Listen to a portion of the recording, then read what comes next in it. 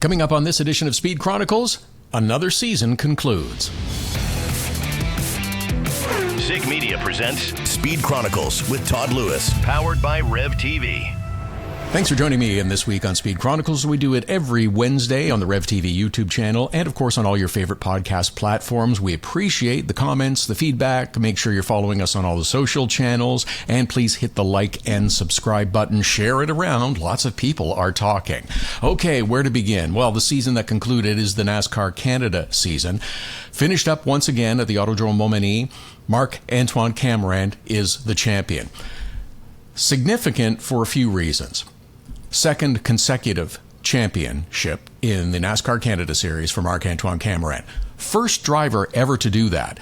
The series was established from the old NASCAR series in 2007. He's the first driver to win back-to-back. Now, not only has he won back-to-back, but he has won 3 of the last 4 years. A new team that started back in 2022. He and crew chief Robin McCluskey have had an enormous amount of success. Actually could have won a 4th championship. Trayton Lapcevich won in 23, but Camirand had a very good season. Lapcevich had an incredible season, and that's what put him over the top. Super close championship battle. Anyhow, it is a very, very big accomplishment.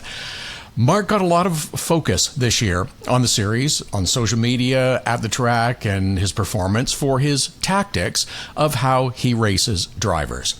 He's been known to make a little contact. He's been known to nudge a little driver out of the way. Sometimes he nudges drivers during caution periods, which he paid a price for when he was racing earlier this year out west. This is how stock car racing, I won't specify NASCAR because it's in other forms and disciplines of stock car racing, has been allowed to evolve or devolve, if you prefer, which is kind of my thinking. If this is how it's going to be officiated, that you're going to allow a little nudge, a little rubbing as racing, which has gone way beyond rubbing, if you're going to allow that, then participants in the sport, whether it's motorsports or any other sport for that matter, will take as much as you're going to give them in terms of loose enforcement of the rules. If you say you can't touch anyone, they'll adjust accordingly. But if you're going to let stuff go, if you're going to allow the bump and run, which has become the cliche phrase, if you're going to allow drivers to bump others out of the way to take position, then that's what's going to happen. I don't blame Mark. He's playing within the rules as they're being enforced. Others drivers have done it as well. He's just gotten a lot of attention because, A, he won 5 races this year. He's become a champion once again. Do I want to see this every week? Do I want to see this at every track? Do I want to see this at every race? No. I'd like to see less contact. I'd like to go back and see far more of the side-by-side hard-charging racing that we had with DJ Kennington and Theetge the week before. Doesn't always work out that way, but that's what I would like to see more of. So, champion, congratulations. We'll see what happens in the off-season and with other series and whether or not things change in terms of enforcement going forward. I don't know if it will be.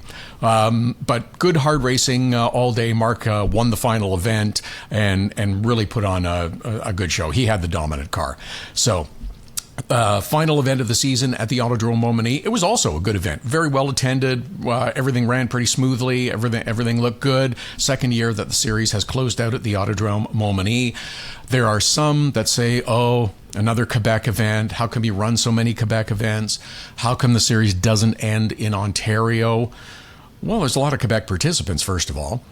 The Quebec events are very well attended, every one of them. So I don't have a problem with that at all. Should we have more races in Ontario? I'd be okay with that. I'd be happy with more races in Ontario. I'd be happy with more oval races in Ontario. However, your options are going to be limited as to where you can run those races. Sunset was supposed to happen earlier this year. Turns out they've now shut down operations. We don't know if it's going to return. There was a lot of stuff, we'll say, that went on behind the scenes with that race in terms of why it didn't happen. It didn't happen. I don't know that there's a future there going forward. Some have suggested, go back to Flamborough Speedway. No, it's not suitable.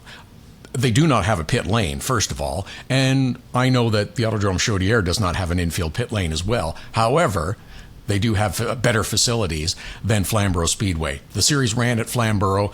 During COVID, they rented the track. We needed places. It was a matter of keeping the series alive. It's not a place to build on. It needs some upgrades. It needs some amenities. It needs some facilities to handle this kind of a series. And I'm not saying that they're bigger and better than anyone else, but it's not a good match for Flamborough Speedway. And the same for those that suggest, we need more ovals, so you should go to Sauble Speedway or you should go to Peterborough Speedway.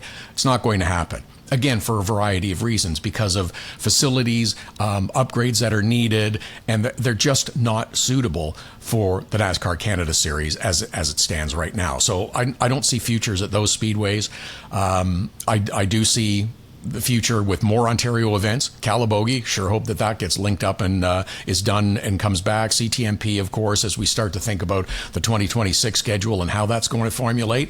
Don't expect to see it for a few weeks yet. I'd be surprised if it's out before the middle of October, just based on some conversations that I have had. So GP3R, again, expected to come back. It's a staple. It's a tentpole event, if you will, for the NASCAR Canada Series. Really good event. CTMP, Calabogie was great. The Quebec ovals at the Autodrome Chaudière and Momany, for sure you want both of those back. So there's a good start. Do you want to see doubleheader weekends? Maybe. I don't know. Everybody gripes on sprint races in Formula One, but what if you had a shorter race on Saturday and a longer race on Sunday, or did it Friday, Saturday even? I'd be okay with that in terms of NASCAR Canada. Everybody's still thinking about Markham and the Markham Indy that will hit the calendar in the middle of August in 2026. It's conveniently located the week after Grand Prix de Trois-Rivières takes place. It would be a nice back-to-back, some nice momentum to build towards the end of the season in the championship. I will share that there have been conversations. It's not a done deal by any stretch of the imagination. Both parties would like this to happen. NASCAR return to the Indy, this now taking place in Markham, of course. Both parties would like to have it happen. Get the deal done. Not everybody's going to get everything they want. There's a lot of financial implications and stuff. Make it happen. It is good for both events. The support series was lacking this year in Toronto because NASCAR was not there. They had other series. They're fine. You need NASCAR. It's a perfect way to kick off the weekend. Make it a one-day show on the Friday, as it has been. Practice, qualify, culminate your Friday with a race with the NASCAR Canada Series. It works for everyone. It's in everyone's best interest to make it happen. Let's make it happen. Now, as far as NASCAR is concerned, too, with the NASCAR Canada Series, we need more cars. There were events this year that suffered with low car counts. The West, of course. Something's got to be done with that. It's going to take money. It's going to take resources. It's going to take some creative thinking and a proactive approach for the series and others. There's lots of cars that are out there that are not being raced. How do we get those cars and those team owners to find drivers to get back involved and get more cars out? It's going to take money. It's going to take resources. How you acquire that is going to be the tricky part. But we've already talked about it. We need more cars. We need more people, and especially young up-and-coming drivers. I'd like to see Connor Bell racing more frequently. I'd like to see Will LaRue racing more frequently. Frederic Ladouceur, who ran at Momany this past week, wanted to run more races, couldn't find the funding. I love working with Trayton Lapsevich as an analyst, but I'd also love to see him on the track more. Same with Gary Clute. Kyle Steckley. I know both Trayton and Kyle are trying to do stuff in the U.S., and that's great, but if there's opportunities to get them racing in the NASCAR Canada Series more frequently, I'd sure like to see that. And there's things to do. There's been a lot of changes. There's been a lot of new things that happen. I know that there's changes and updates and better improvements that need to be made on the TV broadcasts and stuff as well. 10 to 12 were live this year. That's a big thing. And live racing on television is a big thing. So that's a step. I'm biased. I work on the shows. I know. There's things that I like. There's things that I want to change. There's things that I want to improve. Everybody's got a lot of work to do in the off season. All right, let's shift over and talk about Formula One. Azerbaijan in Baku. Tricky street circuit. Super fun, super exciting. Little dampness on the street circuit caused all kinds of problems. There were qualifying crashes. It mixed things up. The qualifying session seemed to take ages to complete. But when it was all done, Max Verstappen on pole. How many times have we said that? A whole bunch. And Max cruised to a victory in Azerbaijan. He was never really challenged out front. He just sailed away. Some are suggesting that, the driver's title is still up for grabs. Max is not out of it. I'm not really convinced about that yet. There's an awful lot of distance between Verstappen and the top of the driver's standings. I'm not buying it yet. Oscar Piastri had about as bad a weekend as you could have. Made a mistake in qualifying, set him back in the field, made another giant gaffe on the start of the race, jumping it, then tried to overcompensate and correct it and wound up crashing out on the first lap. That is about as bad a weekend as you could have if you're leading the Formula One Drivers' Championship.